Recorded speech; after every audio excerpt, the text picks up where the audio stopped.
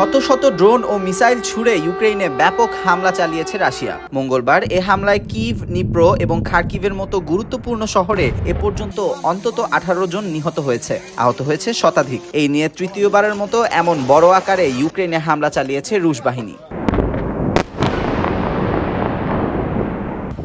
ইউক্রেনের president Vladimir Zelensky জানান, Russia এক রাতেই 600-র বেশি ড্রোন এবং 73টি মিসাইল লঞ্চ করেছে। এর বেশিরভাগই ধ্বংস করেছে ইউক্রেনিয়ান বিমান বাহিনী। আকাশসীমার সুরক্ষার জন্য তাই ওয়াশিংটনকে আরও প্যাট্রিয়ট মিসাইল পাঠানোর জন্য অনুরোধ করেছেন জেলেনস্কি।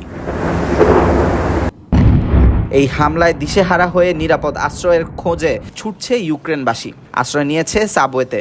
মঙ্গলবার সকাল থেকেই হামলার সতর্কতার সাইরেনের আওয়াজে কিভের বাতাস ভারী হয়েছিল।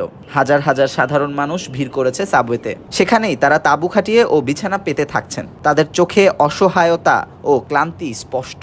দীর্ঘ 4 বছর ধরে চলতে থাকা এই যুদ্ধের অবসানের অপেক্ষায় আছেন তারা। এদিকে কিয়েভে রাশিয়ান মিসাইল হামলায় ক্ষতিগ্রস্ত এলাকায় উদ্ধার কাজ চলছে। ফায়ার সার্ভিস কর্মীরা ধসে পড়া ভবন থেকে আহতদের উদ্ধার করে দ্রুত হাসপাতালে নিয়ে যাচ্ছে। এছাড়াও বিভিন্ন স্থাপনায় আগুন নেভাচ্ছেন তারা।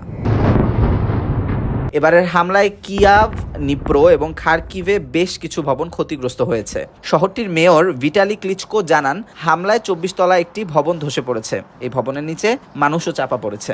এছাড়াও আরও অনেক ভবনে এখনও আগুন জ্বলছে। চলতি বছরের শুরু থেকেই রাশিয়ার জ্বালানি অবকাঠামোগুলোতে একের পর এক হামলা চালাচ্ছিল ইউক্রেন। তাই পাল্টা হামলায় রাশিয়ার মূল লক্ষ্য ছিল প্রতিপক্ষের বিদ্যুৎ সরবরাহ ও অবকাঠামো ব্যবস্থায় সর্বোচ্চ আঘাত হানা। রাশিয়ার হামলায় এ পর্যন্ত হাজার হাজার ইউক্রেনিয়ানের প্রাণহানি ঘটেছে। ঘরছাড়া হয়েছে লাখ লাখ মানুষ। অপরদিকে ইউক্রেনের হামলাও রাশিয়াকে বেশ ক্ষতিগ্রস্ত করেছে। বিশেষ করে তাদের তেল উৎপাদন ও সরবরাহ খাতে ব্যাপক ক্ষতি হয়েছে। যদিও দুপক্ষ দাবি করেছে যে তারা সাধারণ মানুষদের ওপর হামলা চালায়নি।